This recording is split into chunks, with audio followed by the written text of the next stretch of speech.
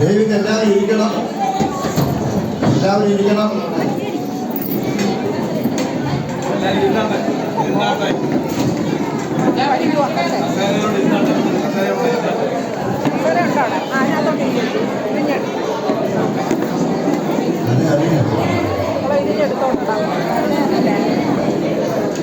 അങ്ങനെ അമ്മയ്ക്കത്തില്ല.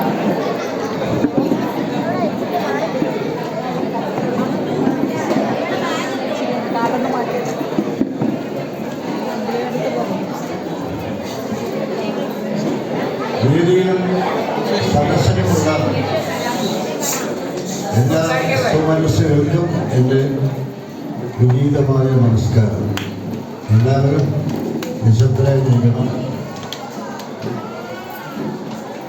ഇവിടെ ഞാനൊരു അതിഥിയല്ല, നിങ്ങൾ എൻ്റെ ആതിഥേയരുമല്ല. യഥാർത്ഥത്തിൽ ഞാനിതിനെ ഒരു കുടുംബ സദസ്സായിട്ടാണ് കാണുന്നത്. ഒരു കുടുംബ സദസ്സ്. കാരണം ഞാൻ ഓണാട്ടുകരയുടെ മണ്ണിൽ ജനിച്ചവരാണ്. ഓണാട്ടുകരയുടെ വായുവാണ് ഞാൻ ആദ്യമായി ശ്വസിച്ചത്. ഓണാട്ടുകരയുടെ പൂക്കളുടെ ഗന്ധമാണ് ഞാൻ ആദ്യമായി ആസ്വദിച്ചത്. ഓണാട്ടുകരയിലെ മഴയാണ് ഞാൻ നനഞ്ഞത്. അങ്ങനെ എൻ്റെ ശരീരവും മനസ്സും ഓണാട്ടുകരയുടെ ഭാഗമാണ്. അതിന് തെളിവ് എന്തെന്ന് ചോദിച്ചാൽ ഞാൻ എഴുതിയിട്ടുള്ള കവിതകളും ഗാനങ്ങളും തന്നെയാണ്. ഓണാട്ടുകര എവിടെയാണ്, എന്താണ് ഓണാട്ടുകരയുടെ പ്രാധാന്യം എന്ന് മലയാളികൾ അന്വേഷിച്ച് തുടങ്ങിയത് എൻ്റെ പാട്ടുകൾ കേട്ടിട്ടാണ്. ചെട്ടുകുളങ്ങര സ്വദേശിയായ ഒരാൾ കാസർഗോഡ് ഒരു ഉദ്യോഗത്തിന് പോയി. അപ്പോൾ അദ്ദേഹത്തിന് ഉദ്യോഗത്തിലേക്ക് ആലോചിച്ചു, എവിടെയാണ് നാടെന്ന് കടയിൽ ചെട്ടികുളങ്ങര, അതെവിടെയാണ് ഈ നാട്? അദ്ദേഹം പറഞ്ഞത് മാവേലിക്ക് അടുത്താണ് എന്നൊക്കെ വിശദമായി പറഞ്ഞു. അദ്ദേഹം മനസ്സിൽ ഞാനിങ്ങനെ കേട്ടിട്ടില്ല. അപ്പോൾ ചെട്ടുകുളക്കാരനായ എൻ്റെ സഹോദരൻ എന്നോട് ചോദിച്ചു, ചെട്ടുകുളങ്ങര ഭരണി നാളിൽ ഉത്സവം നടക്കുമ്പോൾ പാട്ട് കേട്ടിട്ടുണ്ടോ? അപ്പം അദ്ദേഹം പറഞ്ഞു, അയ്യോ ആ പാട്ട് കേൾക്കാത്തതാണ്. അതാണ് എൻ്റെ ചെട്ടുകുളങ്ങര, അതാണ് എൻ്റെ ചെട്ടുകുളങ്ങര നാട്. ചെട്ടുകുളങ്ങര ഭരണി നാളിൽ ഉത്സവം നടക്കുമ്പോൾ കുട്ടികളെക്കളിക്കൊള്ളും ചുറ്റുകളിൽ ഞാൻ കണ്ടൊരു പുഷ്പവിഴിയുടെ തേരോട്ട് എന്ന പാട്ട് അറിയാത്തവരില്ല. അത് എന്തിനാ ചെട്ടുകുളങ്ങര ഭരണി നാളിൽ എന്നെഴുതിയത്? അത് എൻ്റെ നാടായ ഓണാട്ടുകരയായിരുന്നു. അതുപോലെ അനവധി പാട്ടുകൾ എൻ്റെ പാട്ടുകളിൽ ഈ ചെട്ടുകുളങ്ങര തേരോട്ടും കെട്ടിപ്പിടിക്കുമ്പോൾ എൻ്റെ മനസ്സിൽ ചെട്ടുകുളങ്ങര തേരോട്ടും സത്യം ശീലങ്ങൾ അഭിനയിച്ചൊരു പാട്ടാണ്. വളരെ ഞാൻ ചെറുപ്പത്തിൽ 27 വയസ്സായിട്ട് പാട്ടാണ്. അപ്പോൾ സത്യം ശീലമായിട്ടുള്ള രംഗമാണ്. ഇടത്തകത്തുന്ന സിനിമയിലാണ്. കെട്ടിപ്പിടിക്കുമ്പോൾ എൻ്റെ മനസ്സിൽ ചെട്ടികുളങ്ങര തേരോട്ടും. ഇങ്ങനെയുള്ള ബിംബങ്ങൾ ഓണാട്ടുകര എനിക്ക് നൽകിയ അനവധി സങ്കല്പങ്ങളും ബിംബങ്ങളും എൻ്റെ പാട്ടുകളിലെ കവിതകളിൽ വന്നിട്ടുണ്ട്. അതുകൊണ്ടാണ് ഞാൻ പറഞ്ഞത്, നമ്മൾ അന്യരല്ല, ഞാൻ നിങ്ങളിൽ ഒരാൾ തന്നെയാണ്. എല്ലാം ഇഷ്ടപ്പെട്ടു. ഈ അനിൽ ഇവിടെ ഇപ്പോൾ എന്നെ ഞാൻ നിൽക്കാൻ കാരണക്കാർ അനിൽ 10 വർഷമായിട്ട് ആഗ്രഹിക്കുന്നുണ്ട്. ഏതാണ്ട് ഒരു 10 വർഷം മുമ്പാണ് അനിൽ തിരുവനന്തപുരത്ത് വന്ന് എന്നെ കണ്ടത്. സാർ മാന്നാറിൽ വരണം, ഇങ്ങനൊരു നടത്തണം എന്ന്. പല കാരണങ്ങളാൽ നീണ്ടുപോയി. ഏതായാലും അനിലിൻ്റെ ആ സ്ഥിരോത്സാഹത്തെയും ആ കഠിന പ്രയത്നത്തെയും ഞാൻ അഭിനന്ദിക്കുന്നു. അദ്ദേഹത്തിന് ദീർഘകാല സ്വപ്നങ്ങളുണ്ടായിരുന്നു ഇത് ഞാനിവിടെ വന്നത്. ഇവിടെ എന്താണ് ഓണാട്ടുകരയുടെ പ്രത്യേകത? നിങ്ങൾക്ക് തന്നെ പലർക്കും അറിയാവുന്ന സംശയം. ഓണാട്ടുകരയ്ക്ക് ഒരു വലിയ പ്രത്യേകത. ഓണത്തിന് ഏറ്റവും അധികം പ്രാധാന്യം നൽകിയിട്ടുള്ള ജനതയാണ് ഓണാട്ടുകരയുള്ളത്. കേരളത്തിൽ തിരുവോണത്തിന് ഇത്രയധികം പ്രാധാന്യം നൽകിയ വേറൊരു സമൂഹമില്ല. ഓണാട്ടുകര എന്ന പേരിൽ തന്നെ അതുണ്ട്. പിന്നെ നമ്മുടെ മാവേലിക്കര സ്ഥലത്തിൻ്റെ പേര് തന്നെ മാവേലിയുമായി ബന്ധമാണ്. മാവേലിയുടെ കര ആയിരിക്കുക. അപ്പം ഇതാണ് നമ്മുടെ നാടിന് പ്രാധാന്യത്തെ സ്ഥിരോത്സാഹവും സ്ഥിതി സമത്വവും സ്വപ്നം കണ്ടവർ. എല്ലാവരും ഒരുപോലെ ജീവിക്കണം, എല്ലാവരും സുഖമായി ഇരിക്കണം എന്ന് സ്വപ്നം കണ്ടവരാണ് നാട്ടുകാർ. ആ സ്വപ്നം സഫലമായോ എന്നത് വേറൊരു ചോദ്യം. പക്ഷേ സഫലമായില്ലെങ്കിലും സ്വപ്നം കാണണം. എൻ്റെ പാട്ടുകളെ കുറിച്ചോ ഒക്കെ സംസാരിച്ചാൽ വളരെ പ്രഭാഷണം നടത്തിയിരുന്നു. ഏതായാലും ഈ സദസ്സ് വരാനും നിങ്ങളെ എല്ലാവരും കാണാനും കഴിഞ്ഞതിൽ വളരെ സന്തോഷമുണ്ട്. ഇപ്പോൾ ഈ സമ്മേളനം ശരിക്കും പറഞ്ഞാൽ ഫോട്ടോ സെഷനായിട്ട് മാറി. കാരണം എൻ്റെ പ്രസംഗത്തെക്കാട്ടിലും വലുത് ഫോട്ടോ സെഷനായിരുന്നു. അതെനിക്ക് വിഷമമൊന്നുമില്ല. കാരണം നിങ്ങളെന്നെ കാണാൻ ആഗ്രഹിച്ചവരാണ്, ഞാൻ നിങ്ങളെ കാണാനും ആഗ്രഹിച്ചവരാണ്. നമ്മുടെ ഞാൻ ജീവിതത്തിൽ കൂടെ പലരും പറഞ്ഞു, ഞാൻ മലയാള സിനിമയിൽ ചെയ്തിട്ടുള്ള കാര്യങ്ങൾ 3000-ഓളം പാട്ട് എഴുതി. 3000-ഓളം പാട്ട് എഴുതി.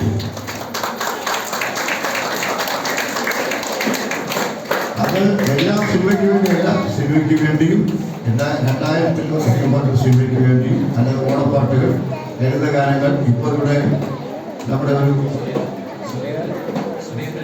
സുരേന്ദ്രൻ ഇവിടെ ആദ്യം ഈശ്വരപ്രാർത്ഥന പാടിയത് ഞാൻ വളരെ വർഷങ്ങൾക്ക് മുമ്പ് ആകാശവാണിക്ക് വേണ്ടി എഴുതിയ കവിതയും അല്ലാതെ കവിത എന്നത് ഗാനമാണ്. അതേപോലെ അതെങ്ങനെ ഈശ്വരപ്രാർത്ഥന ആകുമെന്ന് ചോദിച്ചാൽ കവിത സരസ്വതിയാണ്, ഈശ്വരപ്രാർത്ഥനയാകും. അപ്പോൾ ഇത് ഏതായാലും അങ്ങനെ അനവധി എല്ലാം ചേർത്താണ് ഈ 3000-ലേറെ ഗാനങ്ങൾ ഞാൻ എഴുതിയിട്ടുള്ളത്. ഏതാണ്ട് 85 സിനിമകൾക്ക് തിരക്കഥയും സംഭാഷണം എഴുതി. 85 സിനിമകൾ, 30 പടങ്ങൾ സംവിധാനം ചെയ്തു, ഡയറക്റ്റ് ചെയ്തു. 26 പടങ്ങൾ എൻ്റെ പടങ്ങൾ നിർമ്മിച്ചു, പ്രൊഡ്യൂസ് ചെയ്തു. 26 പടങ്ങൾ എന്ന് മാത്രമല്ല, സിനിമയുടെ പ്രത്യേക കാലഘട്ടത്തിൽ എന്നെപ്പോലുള്ള നിർമ്മാതാക്കൾക്ക് വളരെ കഷ്ടപ്പെട്ടുണ്ടാക്കിയ പണം കൊണ്ട് പണമെടുക്കുന്നവർക്ക് നിൽക്കാൻ നിർത്തിയില്ലാത്ത അവസ്ഥ വന്നപ്പോൾ ഞാൻ സിനിമ വിട്ട് TV പരമ്പരയിലേക്ക്, സീരിയലിലേക്ക് വന്നു. മലയാളത്തിൽ ഞാൻ ആദ്യമായി നിർമ്മിച്ച മെഗാ സീരിയലിൽ 16 വയസ്സുള്ള പെൺകുട്ടി അഭിനയിക്കാൻ വന്നു. ആ സീരിയലിന് പറഞ്ഞ പേര് കിട്ടിയ പെൺകുട്ടിക്ക് പറഞ്ഞ പേര് കിട്ടി. ആ പെൺകുട്ടിയാണ് അമ്മ ഈ അഭിനയിച്ചത്. ആ സീരിയലിൻ്റെ പേര് അക്ഷയപാത്രം എന്നായിരുന്നു. ചന്ദ്രകല ശ്രമത്തിൽ എഴുതിയ ഭിക്ഷ എന്ന നോവൽ എടുക്കാനുള്ള ഞാൻ കാണിച്ച അക്ഷയപാത്രം എന്നാണ്. അതായത് മലയാള TV പരമ്പരയുടെ ചരിത്രത്തിൽ അത്രയധികം റേറ്റിംഗ് വന്ന മറ്റൊരു പരമ്പരയില്ല ഇത്രയും കാലം. ആ ഏറ്റവും റേറ്റിംഗ് വന്ന സീരിയലിലാണ് നമ്മളിൽ അഭിനയിച്ചത്. അപ്പം ഇങ്ങനെ മലയാള സിനിമ, ടെലിവിഷൻ, എല്ലാ രംഗങ്ങളിലും എന്നാൽ കഴിയുന്നതുപോലെ ഞാൻ പ്രവർത്തിച്ചു.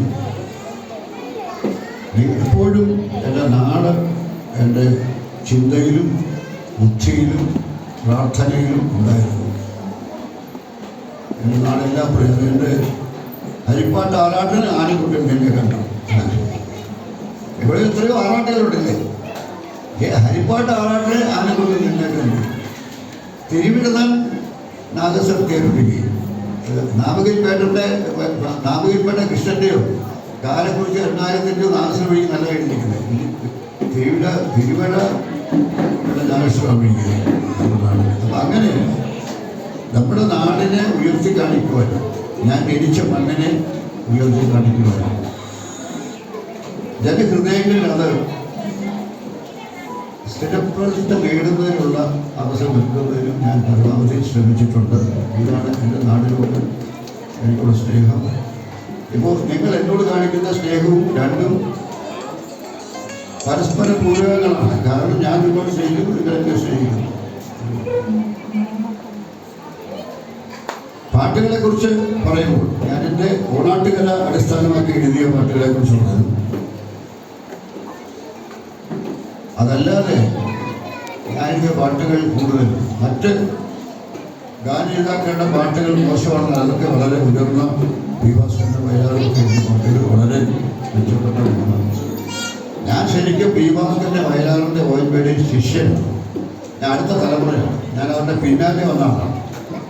പക്ഷെ അവരോടൊപ്പം നിൽക്കുക, അവരുമായിട്ട് മത്സരിക്കാനായിരുന്നു എനിക്ക് നിയോഗം. അവിടെ ഞാൻ പിടിച്ചു നിന്നു. അതുകൊണ്ടാണ് സത്യം. അതിനും എൻ്റെ നാടിൻ്റെ സംസ്കാരം എന്നെ സഹായിക്കുന്നു. ഒരു സിനിമയ്ക്ക് ഒരു പാട്ട് എഴുതുന്നു, ശ്രദ്ധിക്കണം.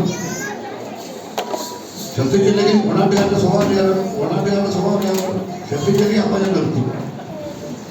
അതാ ഓണാട്ടുകാരൻ്റെ സ്വഭാവം. അപ്പൊ എവിടെയൊക്കെ പോയിട്ട് എന്തൊക്കെ ചെയ്തിട്ട് ഓണാട്ടുകാരുടെ സ്വഭാവം മാറില്ല. കാരണം ബൈബർത്ത് കിട്ടിയ സ്വഭാവം അത് മാറില്ല. അതുകൊണ്ട് ഈ ഒരു സിനിമയ്ക്ക് പാട്ട് എഴുതുമ്പോൾ ആ സിനിമയുടെ സന്ദർഭത്തിൽ മാത്രം, അല്ലെങ്കിൽ ആ സിനിമയിൽ മാത്രം അത് ഒഴുകി നിൽക്കാൻ പാടില്ല. അത് പിന്നീട് കാലം കഴിഞ്ഞാലും നിലനിൽക്കുന്ന ഒരു ഗാനമായി മാറണം എന്ന വാശി എനിക്കുണ്ടായി. അതെൻ്റെ പാട്ടുകൾ കേട്ടാൽ നിങ്ങൾക്ക് മനസ്സിലാകും. ഇപ്പോൾ ലോട്ടറി ടിക്കറ്റ് എന്നൊരു ഒന്നാമത്തെ ഇടിപ്പണം, സ്റ്റണ്ട് പടമാണ്. ശീലി അഭിനയിച്ച ലോട്ടറി ടിക്കറ്റ് ഒരു സ്റ്റണ്ട് ഇടിപ്പണം.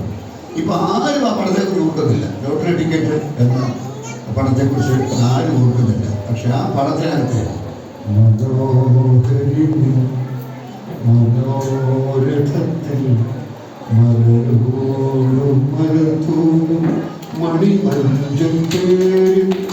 എന്താ പാട്ട് ഓർക്കാത്തവരില്ല. പക്ഷെ ലോട്ടറി ടിക്കറ്റ് എല്ലാവരും മറന്നുപോയി. ലോട്ടറി ടിക്കറ്റ് എല്ലാവരും മറന്നുപോയി. അതേ പടത്തിലെ ഒരു പാട്ടുണ്ട്, പോലെ കുമാരിമാരുടെ ഹൃദയം തെളിയുന്നതെപ്പോഴെന്നറിയില്ല, ഇരുളുന്നതെപ്പോഴെന്നറിയില്ല, കുംഭമാസം പോലെ കുമാരിമാരുടെ ഹൃദയം. ഇത് ലോട്ടറി ടിക്കറ്റ് പാട്ടാണ്. ലോട്ടറി ടിക്കറ്റ് ആരും ഓർക്കുന്നില്ല, സിനിമ ഓർക്കുന്നില്ല. പക്ഷെ ഈ പാട്ടുകൾ ഓർക്കുന്ന എന്തുകൊണ്ടാണ്? ഞാൻ ആ സിനിമയ്ക്ക് വേണ്ടി മാത്രമല്ല എഴുതിയത്. അത് എല്ലാ കാലത്തിലും നിൽക്കുന്ന കവിതകളായി മാറണം. ജനങ്ങൾ ഇത് അടുത്ത തലമുറയും അടുത്ത തലമുറയും. ഒരു ഉദാഹരണം പറയാം. ഇപ്പോൾ എൻ്റെ ഏറ്റവും സൂപ്പർ ഹിറ്റ് ഒരു പാട്ട്, ചന്ദ്രികയിലലിയുന്നു ചന്ദ്രകാന്തം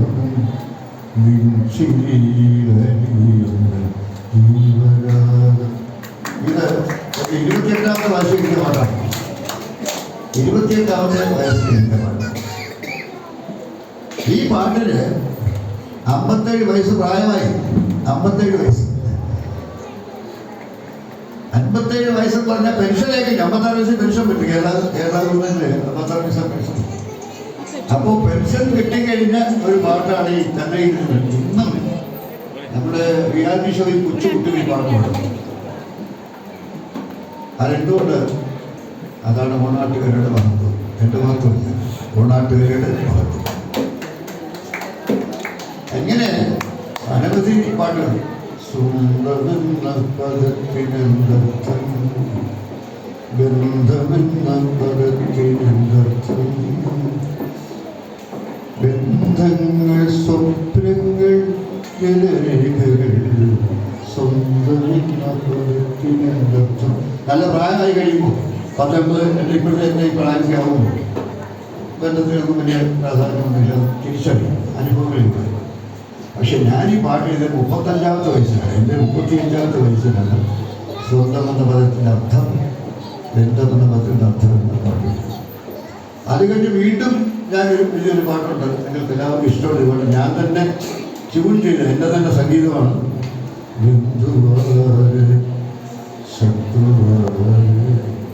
ബന്ധനത്തിൻ മോഹയും കിളിമകളെ പറയൂ, അരങ്ങത്തു ബന്ധുക്കൾ അവർ അണിയറയിൽ ശത്രുക്കൾ, ശത്രുവാർ. ഇതെല്ലാം ജീവിതത്തിൽ പഠിക്കേണ്ടതാണ്. ജീവിതത്തിൽ പഠിച്ച അനുഭവങ്ങൾ വരികയാണ്. കാരണം ഇത് ഒരു നമ്മൾ 2 പേര് കാണും. നമുക്ക് എന്താ സുഖമാണോ? നന്നായിരിക്കുന്നോ? ആ, ഞാൻ നിങ്ങളെ ഓർക്കാത്ത ദിവസമില്ല എന്ന് പറഞ്ഞു. ഞാൻ പോയി കഴിയുമ്പോൾ അടുത്തത് കണ്ടു, ആന പോകുന്നുണ്ട്, ആന പോകുന്നതാണ്, എനിക്കൊരു ഇഷ്ടമില്ല എന്ന് പറഞ്ഞു. ഇതാണ് ശരിക്കും അരങ്ങത്ത് ബന്ധുക്കൾ അവർ അണികളെയും ശത്രുക്കൾ. ആര് ബന്ധു ആര് ശത്രു എന്ന് തിരിച്ചറിയുക വളരെ പ്രയാസമാണ്. ഇതൊന്നും ഓണാട്ടുകാർ കാര്യം പറ്റല്ല കേട്ടോ, ഓണാട്ടുകാർക്ക് നല്ലവരാണ്, അവരിക്കൊന്നും പറയുന്നത്.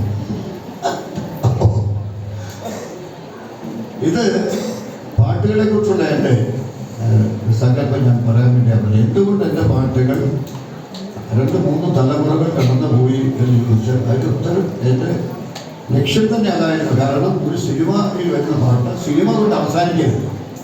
സിനിമ കഴിഞ്ഞാലും ആ പാട്ടുകൾ ജനങ്ങൾ കേൾക്കണം, ചർച്ച ചെയ്യണം എന്ന ആ ഒരു പ്രയത്നം. അതാണ് എത്രയെത്ര പാട്ടുകളാണ്. ഒരു പാട്ടിനെ കുറിച്ചും എടുത്തു പറയാൻ സാധ്യമല്ല. എങ്കിലും ചില പാട്ടുകൾ തമ്പലത്തിൽ വെച്ചു കുറുമൊഴി കുന്നിൽ വെച്ചു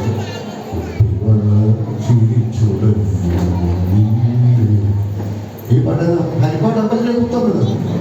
ഹരിപ്പാട് ഞാൻ ജനിച്ചപ്പോൾ പോയി കുളത്തിൽ പെരികുളത്തിൽ കുടിച്ച് തൊടുന്ന ആ ഹരിപ്പാട്ട് സുബ്രഹ്മണ്യ സ്വാമി ക്ഷേത്രത്തിൻ്റെ പുത്തമ്പത്. ആ അന്തരീക്ഷം അമ്പലവിളക്കുകൾ അണഞ്ഞു, അമ്പലദൂരവും പൊലിഞ്ഞു, അത്താഴ ശ്രീബലി കഴിഞ്ഞു, അരയാൽ മണ്ഡപം കഴിഞ്ഞു. അമ്പലവിളക്കുകളഞ്ഞു, അമ്പലദീപം പൊലിഞ്ഞു, അത്താഴ ശ്രീബലി കഴിഞ്ഞു, അരയാൽ മണ്ഡപമൊഴിഞ്ഞു, അരയാൽ മണ്ഡപമില്ല. ഹരിപ്പാട് സുബ്രഹ്മണ്യ സ്വാമി വടക്ക് വശത്ത് പെരികുളത്തിൻ്റെ തൊട്ട് മുമ്പിൽ ഒരു അരയാലും ഒരു ആൽത്തറയുമുണ്ട്. ആ കുട്ടിക്കാലത്ത് ദുഃഖം വരുമ്പോൾ പോയിരുന്ന കരയുന്ന സ്ഥലമായിരുന്നു ആൽത്തറ. ആ ആൽത്തറയാണ് എൻ്റെ പാട്ടിൽ. അമ്പലവിളക്കുകൾ അണഞ്ഞു, ഹരിപ്പാട് അമ്പലത്തിലെ വിളക്കുകൾ അണഞ്ഞു, അമ്പലദീപം ആകാശത്ത് ചന്ദ്രന് അസ്തമിച്ചു, അത്താഴ ശ്രീബലി കഴിഞ്ഞു, അരയാൽ മണ്ഡപം കഴിഞ്ഞു, അരയാലുടെ ഇങ്ങനെ എൻ്റെ ലോകം മുഴുവൻ, എൻ്റെ പാട്ടുകളിൽ ഞാൻ കൊണ്ടുവന്ന ലോകം മുഴുവൻ ഓണാട്ടുകര എനിക്ക് തന്നതാണ്. ഓണാട്ടുകരയിൽ നിന്ന് എനിക്ക് ലഭിച്ചതാണ്. അതുകൊണ്ട് ഓണാട്ടുകരയുടെ കടപ്പാടെന്ന് പറഞ്ഞില്ല, എൻ്റെ ഞാൻ തന്നെയാണ് ഓണാട്ടുകര. ഓണാട്ടുകര ഞാൻ തന്നെയാണ്. അതുകൊണ്ട് ഇവിടെ വരാൻ കഴിഞ്ഞതിലുള്ള ഏറ്റവും വലിയ സന്തോഷം അതാണ്. ഞാൻ ഹരിപ്പാട് മാന്നാറിന് തൊട്ടടുത്താണെങ്കിലും ഞാൻ അധികം പരിപാടികൾക്ക് മാന്നാറിൽ വന്നിട്ടില്ല. അതിന് കാരണം പല കാരണങ്ങളാണ്. കാരണം ഈ തൊട്ടടുത്ത് മാവേലിക്കര, കോട്ടയം, തിരുവനന്തപുരം ഇങ്ങനെയൊക്കെ സ്ഥലങ്ങളിൽ വരും. ഒരു മാന്നാറിനുള്ളവർക്ക് ഇവിടെ വരുമോ എന്നൊക്കെ സംശയം ഉണ്ടായിരിക്കും. അനിൽ പോലും അങ്ങനെ സംശയിച്ചതാണ്. ഏതായാലും മാന്നാറിൽ വരാനും നിങ്ങളെ കാണാനും ഇത്രയും സംസാരിക്കാനും കഴിയുന്നത് എനിക്ക് വളരെ സന്തോഷമുണ്ട്. അതിന് അനിലിനോട് നന്ദി പറയുന്നു. ഇതിന് പിന്നിൽ പ്രവർത്തിച്ച നമ്മുടെ പത്രപ്രവർത്തകരുടെ എല്ലാ സുഹൃത്തുക്കൾക്കും ഞാൻ നന്ദി പറയുന്നു. ഇവിടെ മനോഹരമായി തിരുവാതിര കൽപ്പിച്ച എൻ്റെ ഒരു പാട്ട് ഉപയോഗിച്ച് മനോഹര തിരുവാതിര കൽപ്പിച്ച എല്ലാ പെൺമക്കൾക്കും എൻ്റെ നന്ദി. പിന്നെ ഒരു കൊച്ചു പെൺകുട്ടി കളരി അഭ്യാസം കാണിച്ചു. ആൺകുട്ടി